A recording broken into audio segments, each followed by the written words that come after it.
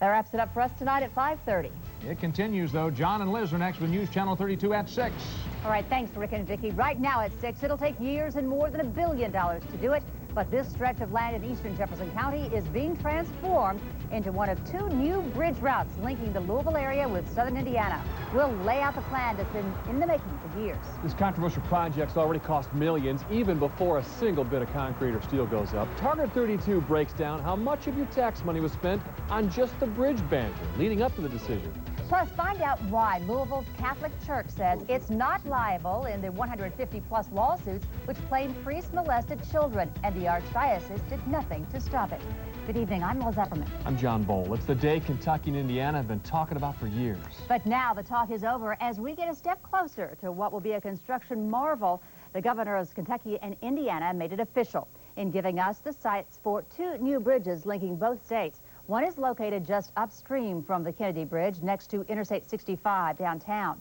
The other will extend the Gene Snyder Freeway across the river in eastern Jefferson County.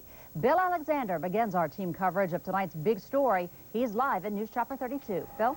Well, Liz, the question is, why do we need new bridges around Kentuckiana? Well, take a look. We are smack dab into the rush hour. This is the Kennedy Bridge. This is the reason we do need new bridges around this area. A couple of accidents on the bridge. You can see the traffic. Oh, and a couple of the lanes at a snail's pace. Well, after years and years of studies, everything from traffic patterns to pollution and noise reports, a lot of public input, we officially know where the new bridges will be built. With a lot of fanfare on the banks of the Ohio River today, 2 proud governors made the announcement. Today we say with great confidence and commitment, our states are recommending two new bridges, one downtown and one to the east.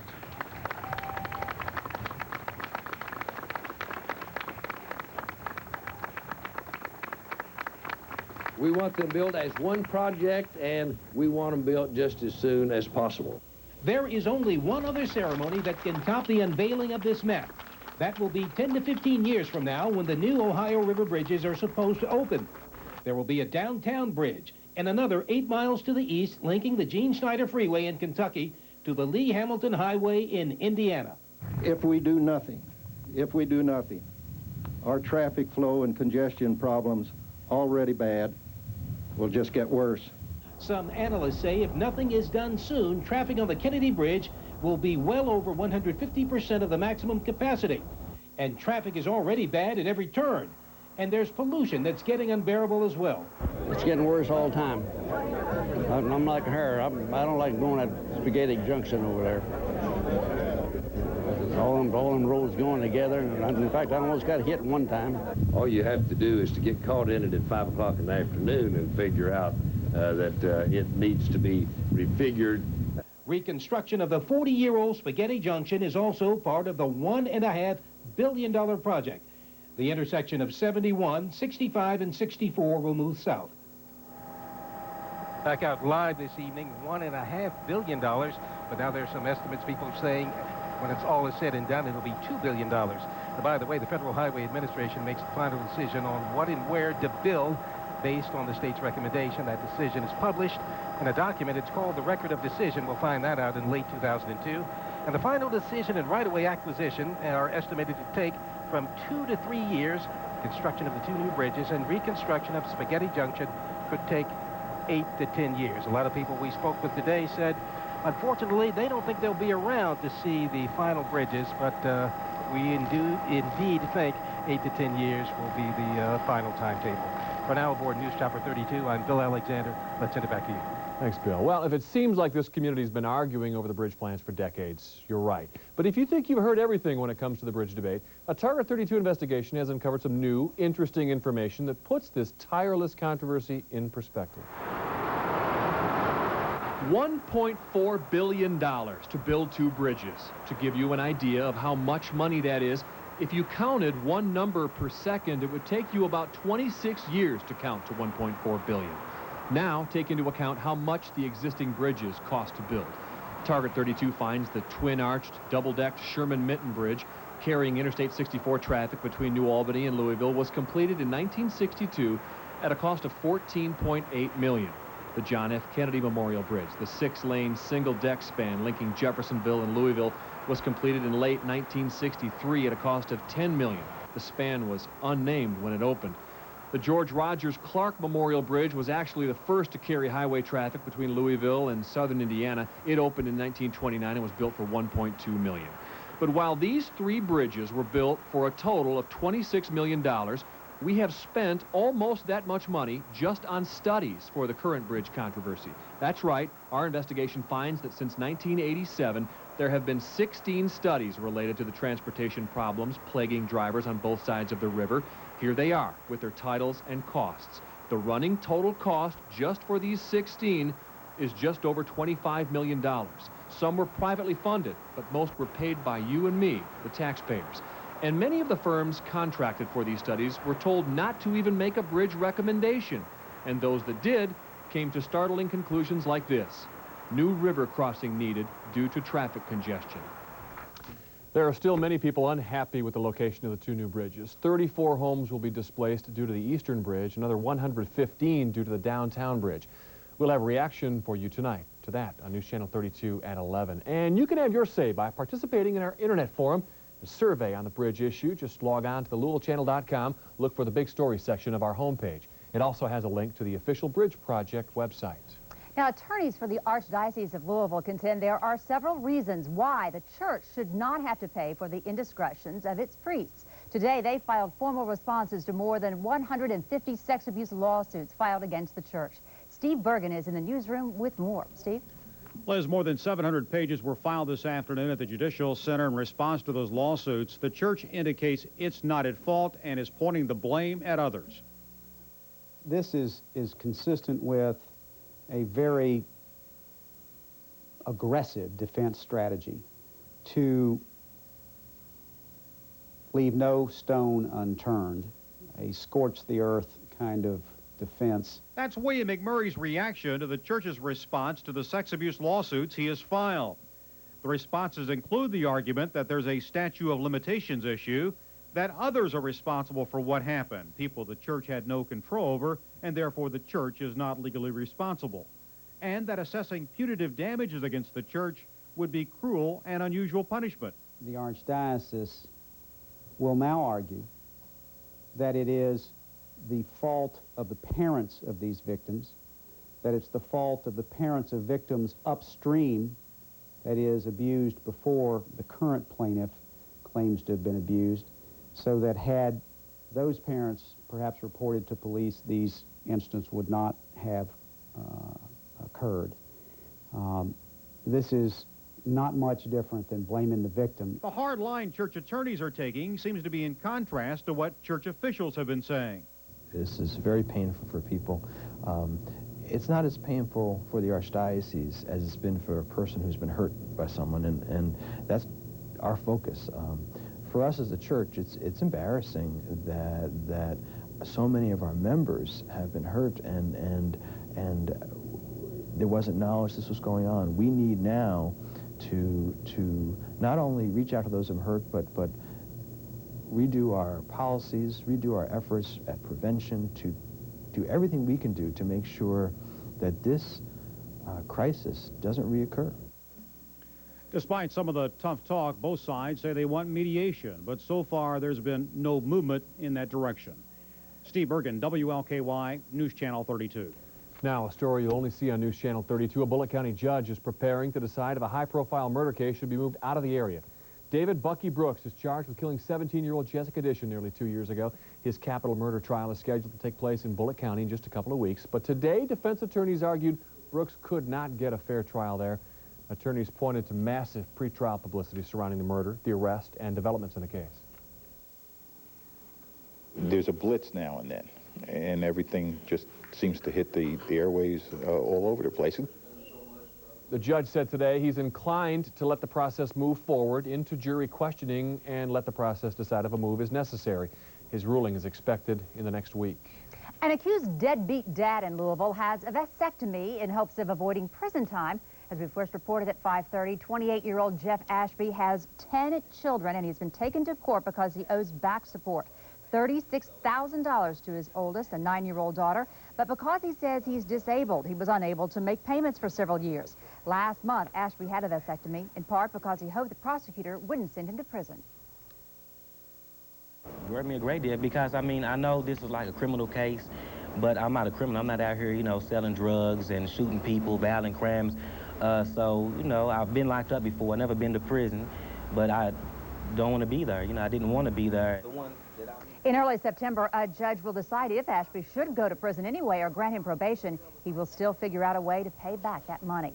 There's a new movement at City Hall tonight to improve safety at Louisville's Extreme Park. This afternoon, Louisville Mayor Dave Armstrong met for an hour and a half with Alderman Steve Maugray and Bill Allison to discuss the issue. Among the ideas discussed, the possibility of mandatory safety helmet use and monitors to enforce that use. The alderman will hold a committee meeting on the issue on Tuesday. Then Maugray and Allison are expected to meet with the mayor again next week after the committee meeting. We've gotten to do stuff that some people have only dreamed of. Turning dreams into beautiful works of art. Straight ahead on News Channel 32 at 6. See how some young and talented local artists tackle a unique, creative challenge. Plus, meet a man who's been enriching the lives of teenagers for more than 30 years. He's this week's hometown hero. Rain chances this weekend, very, very small, but something else may keep you inside throughout the weekend. I'll tell you what it is coming up in just a little bit. You're watching WLKY News Channel 32 at 6. With Liz Everman, John Bowl, Fred Cowgill with sports, Super Doppler 32 Weather Watch with Jay Cardosi, and the home of News Chopper 32. Fifth Third Bank Investment Advisors present the stock report.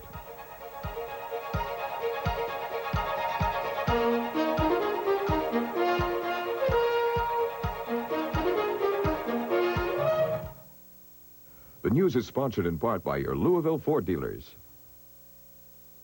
I've been everywhere, man. I've been everywhere, man. Feel the ocean sand, man. Breathe the mountain air, man. Now get 0% financing for 60 months on the best-selling Ford Ranger. That's no finance cost for 5 full years. Only at your local Ford dealer. I've been to Bardstown, Brownstown, Mitchell, Churchill, down Buckner, Clarksville, Louisville. What a thrill! E-Town, Salem, Town City, sure is pretty. Sellersburg, Brandenburg, Madison, Howard.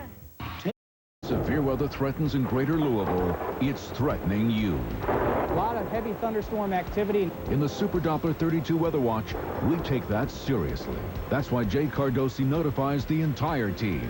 And that's why we'll be first on the air for you with live continuing coverage. That cell is going to be sweeping through Louisville. Rapid response to severe weather. Only from WLKY News Channel 32, where the news and severe weather coverage comes first.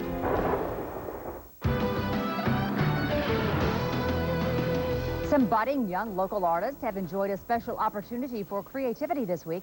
Today, the first Urban Art Day Camp wrapped up at Louisville Art Glassworks. 11 of the city's best and brightest middle school art students have been given an opportunity to work with glass this week.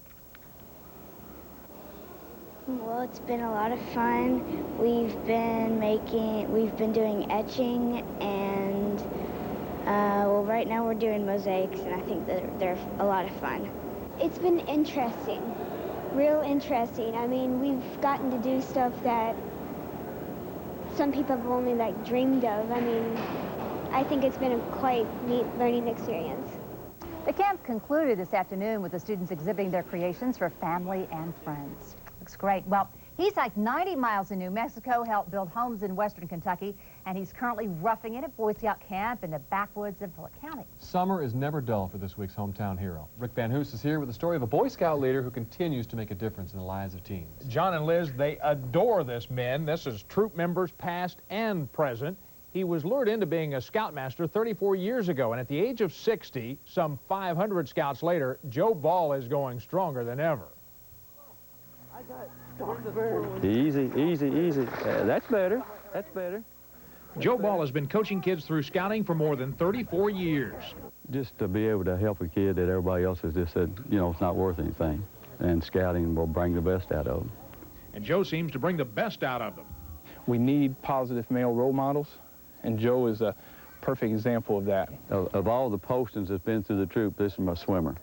He is a hometown hero. And he... Tom Corbett was one of Joe's first Eagle Scouts from Troop 20 in Hillview. Tom now is the manager of Camp Crooked Stick, where scouts come to enjoy nature, earn merit badges, and learn from scoutmasters like Joe Ball. It's just something that I feel like you need to give back. God's been so good to us and blessed us, and the only way that you can do justice is to give it back. Scouting is a family affair with the Balls. That's Joe's 2 sons and their sons walking with their leader, friend, dad, and grandpa. They know what they've got. It's fun. We get to do everything. Me and him are really good buddies. We do everything together. So I love it. It's been amazing to watch him become dad to a lot of kids that didn't have one, and to see the lives he's impacted in the North Polk County area. Just amazing, and, you know, makes you proud. Joe has a calm demeanor with him. They all, his sons say he never has to raise his voice because they listen to him. His dad, by the way, was in scouting in 1917. So the Balls, 4 generations of scouts. They just keep going strong. I tell you, my husband loved Boy Scouts, and it's really made a big difference for a lot of kids. Thanks, Rick. Hundreds of people are coming to Louisville this weekend to swim in the Ohio River and run and cycle in the oppressive heat and humidity, and they're paying $85 each to do it. They're not crazy. They're participants in the city's first high-profile triathlon. Sunday morning at 7, the Tri-America Triathlon Series stops in Louisville for a 32-mile-long race, a 1-mile swim, followed by a 25-mile bike, and ending with a 6-mile run. The race begins and ends on the Great Lawn, and much of the race revolves around downtown. Now, your Super Doppler 32 Weather Watch with Chief Meteorologist Jay Cardosi. And anything you're going to be doing this weekend, it is going to be hot, whether it includes that marathon or, you know, just sitting outside by the pool. Make sure you keep yourself cool because we're talking about readings well into the 90s. The heat index likely to be up over 100 degrees. Live tower cam right now is showing hazy sunshine returning to the area, and temperatures are really now starting to warm back into the middle and upper 80s after the cloud canopy we had for much of the day, keeping us a little bit cooler. That's all going by the wayside. Even though we're moving into the evening hours, it's actually warming. We've got middle, even upper 80s across the local area. As you move off to the west, 90-degree temperatures. It feels like, though, 101 in St. Louis. The feel-like temperatures, you walk outside, you just start sweating as you walk to your car or get ready to go to the supermarket, anything like that. It feels like 94 in the Louisville area, and it's going to get much warmer on into the upcoming weekend. Scattered showers and storms that came oh so close earlier, they're out of here. Even the clouds are starting to fade away. We have fair skies for the most part right now.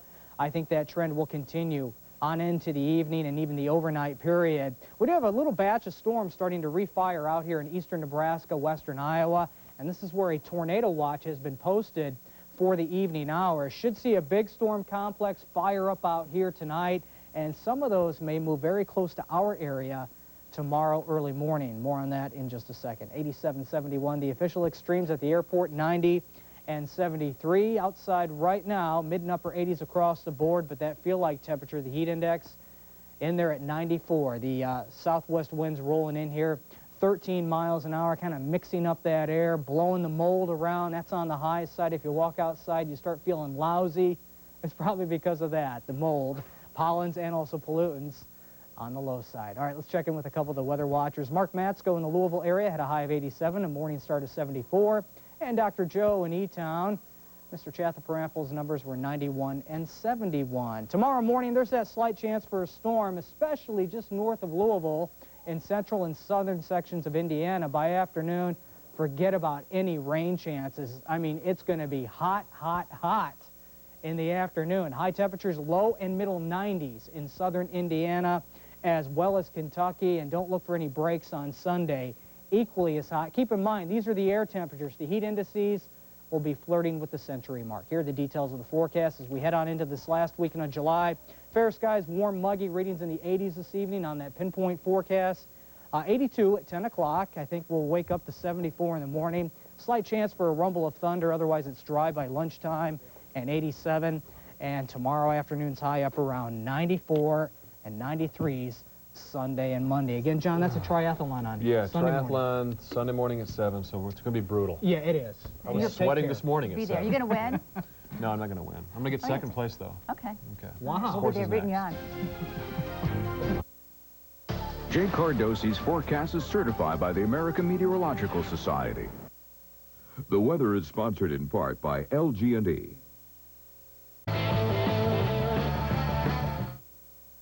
Court, expensive. Can we settle?